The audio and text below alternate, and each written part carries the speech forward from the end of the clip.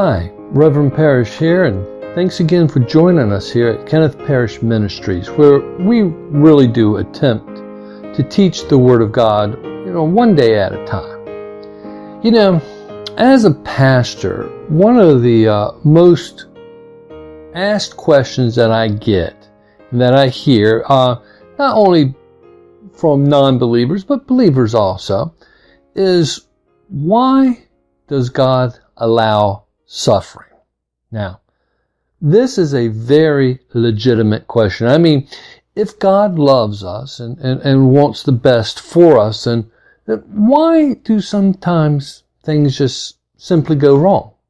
I mean, why does people get diseases or have deformities or just have lives that are just all messed up? I mean, these are all great questions. Where is God when we suffer? The fact is, even though these are great questions, the fact is that not all these questions can be answered. We just simply don't know. Now, it's true. We live in a fallen world that is simply full of death and disease and sin.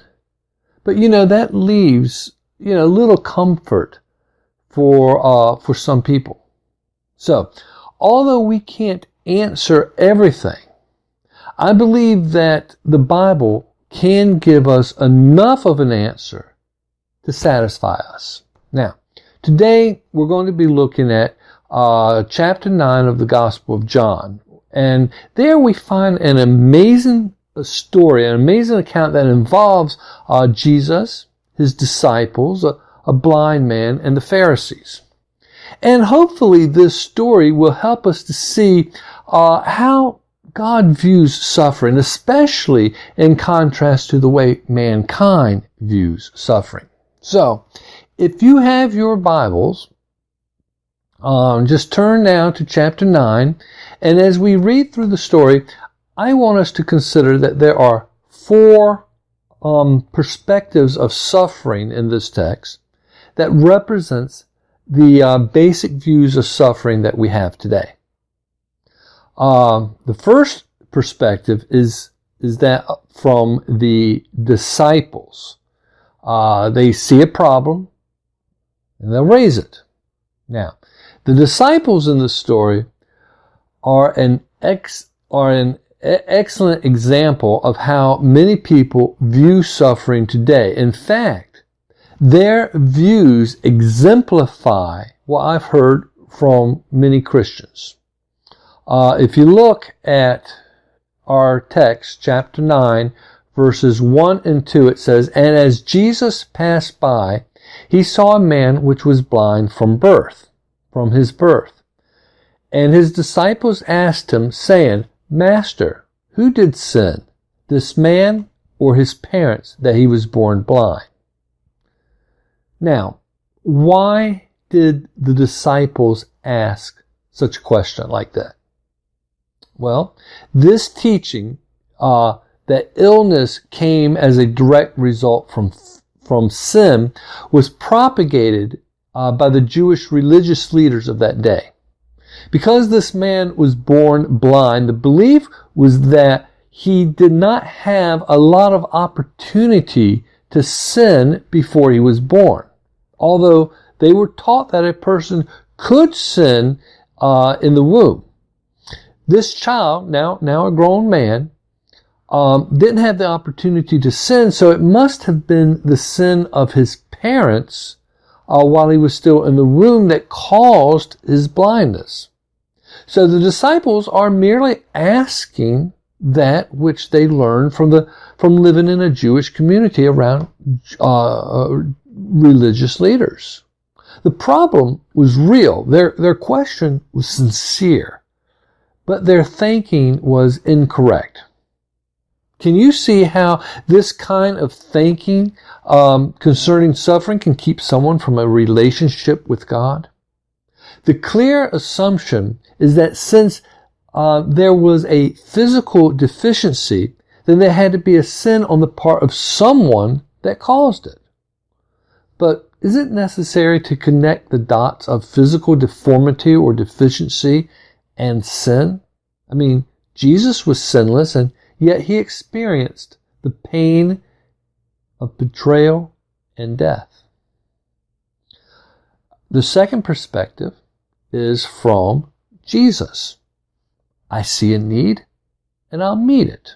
Now, I want to be real upfront with you here, okay? The answer Jesus gives doesn't answer the question for every situation. It does for some, but not for every situation. Jesus answered, "Neither hath this man sinned, nor his parents, but that the works of God should be made manifest in him." That was the next verse, verse 3. This doesn't mean that God has a roulette wheel with all our names on it, and if it stops on our name, we get afflicted with some illness or calamity. But when it does happen, God can use that illness or that calamity to show us his power. I mean, it's amazing the adaptations that we can make with our deficiencies. Years ago, a baby was born and the medical staff put the wrong drops in her eyes. Unfortunately, it was an acid solution and she was never able to see. She was blinded because of that. Now, if you pick up an old hymnal, you'll find lots and lots of songs written by this blind woman of great faith. Her name was Fanny Crosby. Blessed assurance, to God be the glory, and Jesus keep me near to the cross are just a few of the hymns that she wrote. She entertained dignitaries and presidents. She participated in the funeral of President Ulysses S. Grant. She said about her blindness, and I quote, "It was the best thing that could have happened to me." Now, I'm sure not every blind person feels that way. Okay? But Fanny Crosby is a perfect example of how God can use suffering for his glory. If you want to see God's ultimate will when it comes to suffering, read the stories of Jesus that you find in Matthew, Mark, Luke, and John. There's not one situation where Jesus leaves someone where they are, unless, of course, by their own choosing. He cannot stand by and do nothing. There's an account in John's Gospel where Jesus raises Lazarus, who had been dead for 4 days. Some say as Jesus called out Lazarus' name to come from the grave, that if he had not clarified his name specifically, that every dead person would have came forth. Jesus broke up every funeral he ever came upon. Jesus takes some saliva and mud and puts it on the blind man's eye. He then tells him to grope his way to a specific pool of water. Often, Jesus tests our faith. There's no medicinal value in the mud or the water of the pool. But the man does it and he comes back seeing.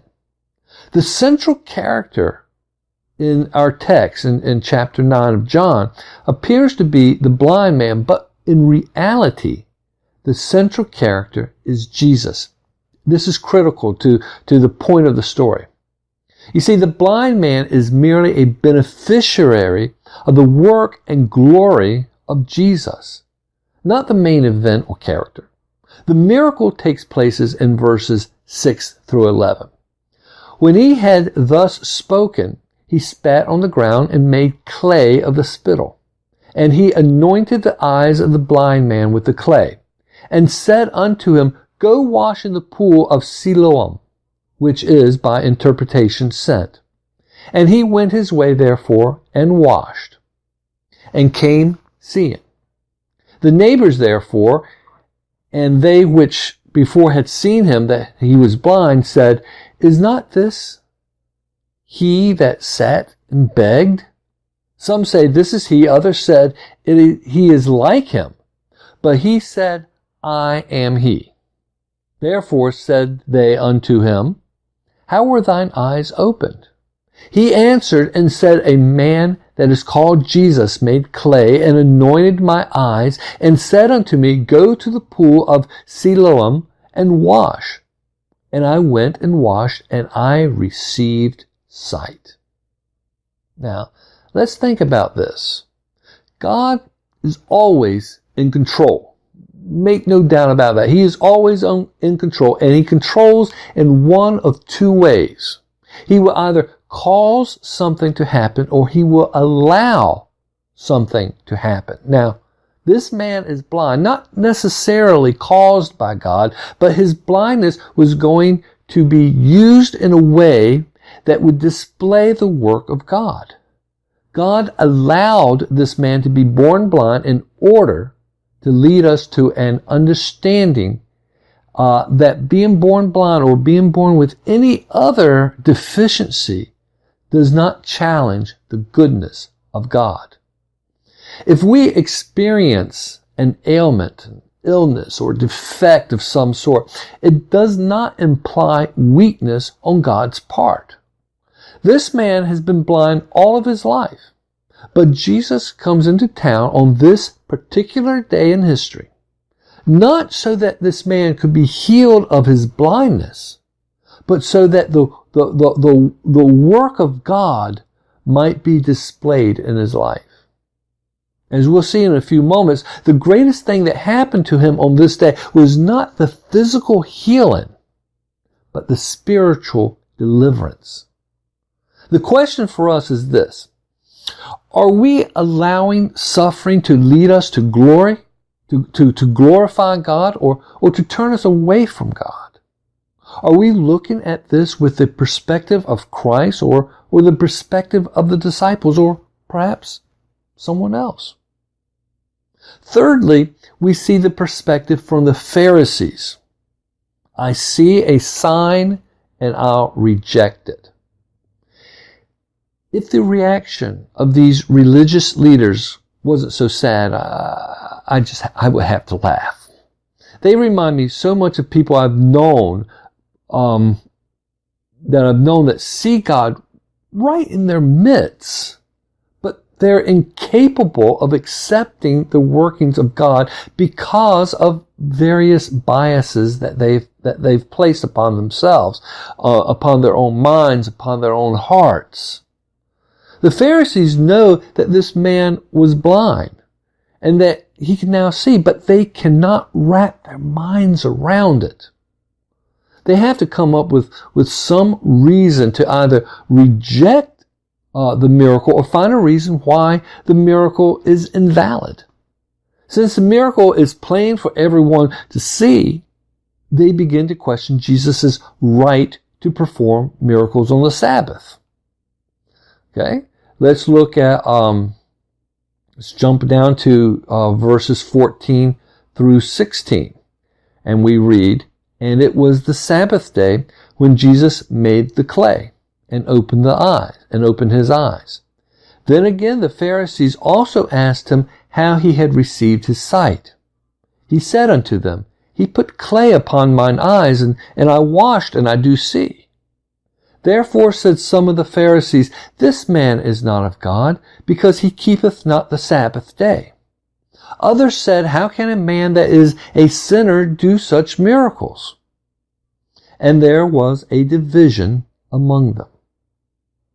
The religious leaders who are very much into making religion just a strict adherence to rules are concerned that there's been some type of violation of religious law. Rather than praising God for the miracle, they're trying to invalidate it by technicalities. To heal someone on a Saturday was considered work. So somehow, Jesus really needs to take away this guy's healing and do it on some other day. And that way, they'll accept it. This group said you could not walk in sandals with nails in them on the Sabbath because lifting nails was work. If your lamp ran out of oil or you couldn't fill it or extinguish the flame to save the lamp, because that was considered work. You broke a leg or arm, you couldn't set that broken limb. You could only receive medical attention in order to keep it from getting worse. As a matter of fact, to show how steeped in rules they were, these religious leaders determined that if Jesus healed on the Sabbath, then he couldn't be God, because God doesn't work on the day of rest. Rules, rules, rules. Jesus came to challenge the religion of rules and move us into a relationship with him. Rules aren't much help when disaster strikes, but relationships with others and with God can literally help us through it. The Pharisees came to question the blind man, not once, but twice. Look at verses 24 and 25. Then again called they the man that was blind, and said unto him, Give God the praise. We know that this man is a sinner. He answered and said, Whether he be a sinner or no, I know not. One thing I know, that whereas I was blind, now I see. The hardest thing to refute for the person skeptical of faith is the changes in the lives of people. Maybe it is addiction that is now under control, just one day at a time. Maybe it is a marriage, presumably on the rocks, that is well on its way to reconciliation. Maybe it's an angry, abusive person whose temperament softens and asks for forgiveness of those they have hurt and with their angry outbursts, and really begins to get emotions in check. Let's look at verses 26 and 27. Then said they to him again, What did he to thee? How opened he thine eyes? And he answered them, I have told you already, and ye did not hear. Wherefore would ye hear it again? Will ye also be his disciples? Can you imagine the horror on their faces when he asked these questions? They have no desire to get an honest response. Their biases prevent them from fairly examining the evidence. I'm just amazed that sometimes as I watch someone give their heart to Jesus and receive freedom and release from the guilt of sin in their past, often their friends will call into question their experience. The statement, misery loves company, is so true. That is the method of the legalist who cannot open his or her heart to the things of God. Then they reviled him and said, Thou art his disciples, but we are Moses' disciples. We know that God spake unto Moses. As for this fellow, we know not from whence he is. The man answered and said unto them, Why, herein is a marvelous thing, that ye know not from whence he is, and yet he hath opened mine eyes. Now we know that God heareth not sinners. But if any man be a worshipper of God, and doeth his will, him he heareth. Since the world began, was it not heard that any man opened the eyes of one that was born blind? If this man were not of God, he could do nothing. That's verses 28 through 33. So what do? They throw him out. They throw him out of his meeting. Interrogation over. Kaput. Who's really blind in this story? What is it that you don't want to give up, that blinds you to the truth about Jesus? For the religious zealots, it was the power and the fortune. They weren't about to really consider Jesus because it would have turned their world upside down. And finally, the perspective of the blind man. I see an opportunity and I'll accept it. Now, I've had trouble with my eyes pretty much all my life. As a child in 4th grade, I even learned Braille. I know what it's like to not be able to see. And I know what it's like also to have your vision restored. So I came across this story about a Dr. Jack Cooper. And he's a Christian ophthalmologist over in California. And he does a lot of cornea transplants on people so that, they can see. When they were once blind and they can see. And, it's a dramatic moment. And like I said, I can relate to this, that several hours after surgery, when he removes the bandages and they can see, it's a very dramatic moment. But after the excitement has leveled out a bit, he says to them, at your checkup, I want to be sure that you can really see. So I like to tell you about Jesus. Jesus is the light of the world, he says. Let me ask you, what good is it for you to be able to physically see, but to be blind spiritually? To be blind to the spiritual reality of Jesus. When Jesus hears what happens to this man that he healed, he seeks him out. 1 minute, the blind man is on cloud 9 because he can see. And the next, he really sees into the hearts of the people responsible for all this religious underpinnings. Then Jesus introduces himself, and up to this point, this man has only heard Jesus. He's never seen him. Jesus explains that he is God, and that the blind man accepts him by faith. But it's not a blind faith, pardon the pun. It's based on evidence and the clear contrast that he sees between Jesus and the religious leaders. Let's jump down to verses 35 through 39. And we read, Jesus heard that they had cast him out, and when he had found him, he said unto him, Dost thou believe on the Son of God? He answered and said, Who is he, Lord, that I might believe on him? And Jesus said unto him, Thou hast both seen him, and it is he that talketh with thee. And he said, Lord, I believe. And he worshipped him. And Jesus said, For judgment I am come into this world, that they which see not might see, and that they which see might be made blind.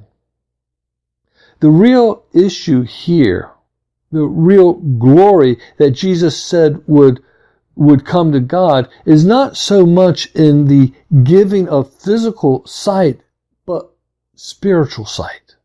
The blind man says, I see the opportunity you're offering, Jesus, and I accept it. If you are a Christ follower, do you lean more toward the cold, calculating rules of religion or to the warm relationship with Jesus?